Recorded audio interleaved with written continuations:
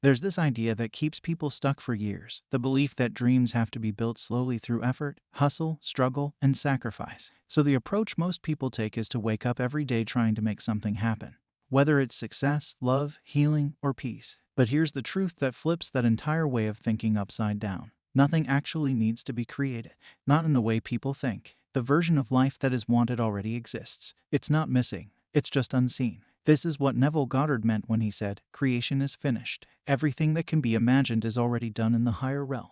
Not in the physical yet, maybe, but that doesn't mean it's not real. It just means it hasn't been chosen yet. What makes life feel hard is the assumption that something still needs to be built, that something is lacking, and that it needs to be forced into existence. But the moment that belief is dropped, everything shifts, because it's not about building, it's about selecting.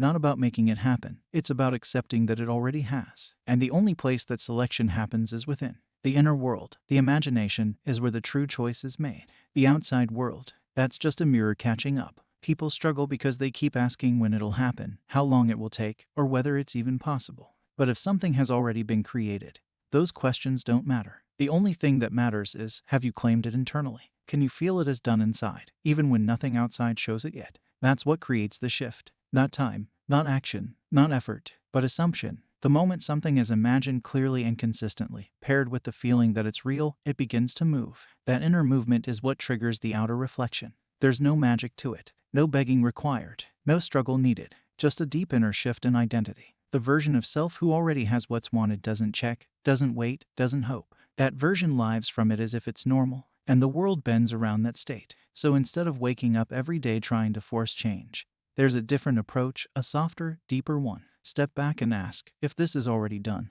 how would I think, feel, and move today? Live from that, not toward it, from it. And that's the key. That's how a new timeline gets selected. Not built, selected. Because the life that's wanted isn't far away. It's not waiting to be created. It's already here, just not visible yet. But it will be, the moment it's fully accepted within. Most people were taught to believe imagination is just make-believe, something used for daydreaming, storytelling, or maybe for solving problems creatively. But that's where everything starts to go wrong. Because imagination isn't pretend. It's not fantasy. It's not fake. It's actually the most powerful tool anyone has. Neville Goddard said the imagination is God. Not just an extension of God. Not just a spark. The actual, living power of creation. That means every time something is imagined clearly and felt deeply, something real is being touched. Something that already exists. The imagination isn't creating from nothing. It's selecting from everything. It's like a giant, invisible catalog of infinite realities. Every possible version of life is already finished. And the moment something is imagined, what's really happening is a form of spiritual selection. It's choosing a specific version of life and beginning to align with it inwardly. And the outer world doesn't have a choice. It eventually reflects that inner alignment. That's the law. That's how manifestation works. Not by building things from scratch, but by tuning into what's already real. Think about a radio. The music isn't created when the dial is turned. The music was already playing. The signal was already there. All that changed was the frequency. And that's exactly what the imagination does. It tunes into different versions of reality by shifting frequency, by changing how something is felt and believed within. The outer world is just the speaker. The sound comes from what's been tuned into. So if someone tunes into worry, doubt, or fear, they're not doing anything wrong. They're just selecting that version of life. And the world responds, not because it's punishing, just because it's reflecting. But here's where the shift happens, when the imagination is used deliberately. When it's no longer about hoping or wishing but deciding, feeling, embodying. That's when things start to move. Because the moment a version of life is imagined and felt as real, it's been claimed. It's not a question of if anymore. It's just a matter of when the physical catches up. And the more natural it feels inside, the faster the echo appears outside. So instead of treating the imagination like a playground or a tool for distraction, it needs to be treated like a map, a compass. It's the direct access to everything that's already finished. And the question is simple: what's being accepted as true within? Because that's the frequency that's being tuned into. And whatever is consistently tuned into, without needing proof, without begging, without doubting, has no choice but to show up. That's the power of imagination. It doesn't pretend. It selects. Every time something shows up that feels off, whether it's a delay, a rejection, a breakdown, or a disappointment, the first reaction is usually to fix it or fight it. The mind rushes in trying to solve the problem out there. But the outside world isn't the cause. It's the mirror. And mirrors don't change because they're pushed or shouted at. They change because something shifts in front of them.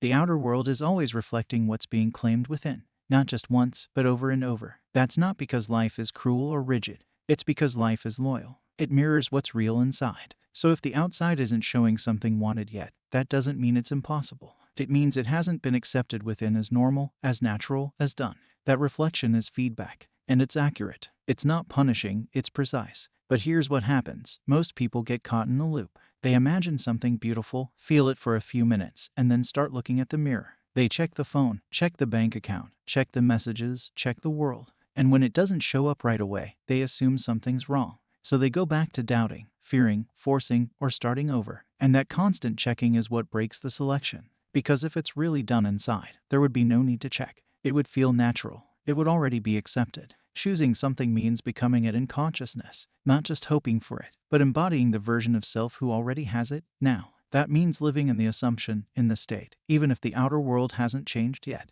Especially then, because that's when the mirror starts to adjust. The world bends around identity, not effort. When the inner state changes and stays changed, the reflection must follow. That's the law. There's no need to control the world anymore. That's a full-time job that never ends and never works. The real power is in the return to self, the inner claiming, the consistent dwelling in the state of the wish fulfilled. That's the only place real change happens. Not in forcing, not in fixing, but in remembering. Remembering that it's already done, and living like it. So when something outside doesn't line up, take it as a signal, not a punishment. It's just showing what's still being believed inside. Shift the belief, shift the identity, shift the frequency, and the mirror shifts too. It has to. Because it's never showing what's deserved. It's only showing what's been accepted. There's a reason why imagination alone doesn't always work. People imagine things all the time. A dream car, a big house, a peaceful life. And then they say it didn't work. They say they imagined, but nothing changed. But here's the key piece that's often missed. It's not just about seeing it. It's about feeling it. Because the imagination isn't just visual. It's emotional. It's vibrational. It's identity. And unless something is felt as real, the mind still labels it as fantasy. That's why so many people say I've imagined it 1,000 times but still haven't seen it. Because they were only seeing it like a movie on a screen, not stepping into it as their new reality. The imagination works when it becomes the new truth, not when it's treated like a wish or a hope, but when it becomes the new baseline, the new natural. That's why Neville Goddard always said, you must enter the state and remain there. That means it has to feel so normal, so obvious, so natural that there's no more trying, no more needing, just being. That's when the shift happens. That's when the mirror world begins to change. Because the inner world already has. So if something can be imagined but still feels distant or impossible, that's a sign it hasn't been fully claimed yet. And it's not bad. It's just feedback. It means there's still some part of the self clinging to the old identity. Maybe it feels safer. Maybe it's more familiar. But it's not aligned with what's wanted. And the only way to bridge that gap is to go back into imagination.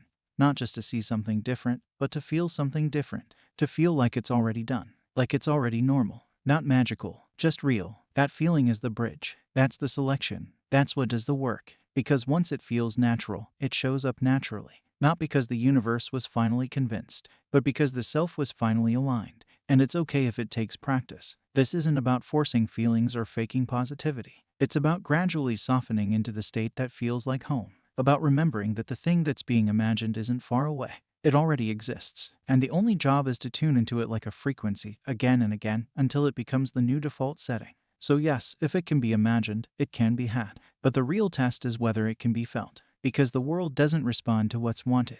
It responds to what's lived. And what's truly lived within always becomes what's lived without. One of the biggest misconceptions in manifestation is this idea that persistence means repetition. So people repeat affirmations all day, script for hours, and visualize again and again, thinking that more effort equals faster results. But that's not what true persistence is. Persistence isn't about doing something 100 times. It's about dwelling in a state until it becomes natural. It's about returning to the same feeling of it's already done over and over until that becomes the new normal. It's not about the number of times something is said or imagined. It's about how deeply it's accepted. Because if something is imagined but still feels like a fantasy, the persistence doesn't matter. It's like trying to heat a room by turning the heater on for 10 seconds every hour. There's no consistency, no real shift. But when the heater is left on, when the warmth becomes constant, the entire room changes. The same thing happens with the inner state. If the state of the wish fulfilled is touched only once in a while, there's no lasting shift. But when it's lived in, dwelled in, stayed in, that's when the world moves. So persistence isn't a grind.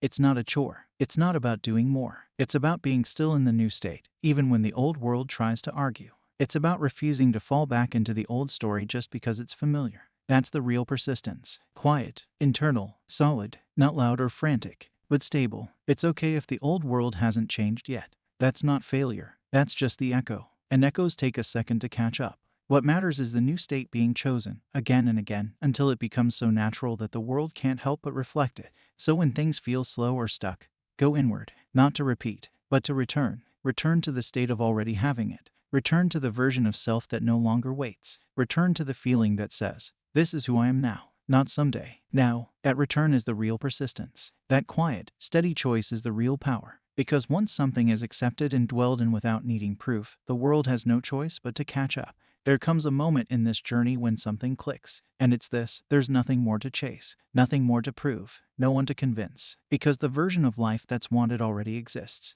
It's already real. And the only thing left to do is to choose it, fully, not just once, but as a way of being. And that's where the old self usually gets scared. Because the old self was built around chasing, around waiting, around trying to earn what it didn't believe it had. But that version can't come into the new reality. It doesn't belong there. The new self doesn't beg or force. It doesn't wonder how or when. It chooses, calmly, clearly, again and again. It sees the thing that's wanted and says, that's mine. Not out of desperation, but out of alignment. And that choice isn't just about thoughts. It's about identity, about deciding who is being now. The new self isn't waiting for proof to believe. It believes, and then proof shows up. It doesn't panic when the old story echoes back. It stays in the chosen state until the new story becomes visible. This is the biggest secret of all. Manifestation isn't about changing the world. It's about changing the self. The moment a new version is chosen within, deeply, consistently, without needing to check, the outer world begins to follow. Not because it's being controlled, but because it's being matched. So the real work isn't chasing results. It's choosing identity. It's accepting that the desire isn't somewhere far away. It's already done. It's already offered. And the only job is to become the version of self who knows it, who claims it, who lives from it. Because when that version is fully chosen, everything else rearranges to match. That's not magic. That's law. And maybe the most powerful shift is realizing this whole time, nothing needed to be created from scratch. It was already done, already available. The only thing that needed to change was the version of self being lived through. That's where the real power is. Not in forcing, not in chasing, but in remembering that creation is finished. And what's been imagined and accepted within must eventually become what's experienced without. If something in this message sparked something inside you, if it helped you see the old struggle from a new angle, drop a comment and let it out. What clicked for you? What version of self are you ready to choose now? Because sometimes, just saying it out loud becomes the moment everything shifts. You're not here to chase what's already yours. You're here to claim it, and live from it, fully.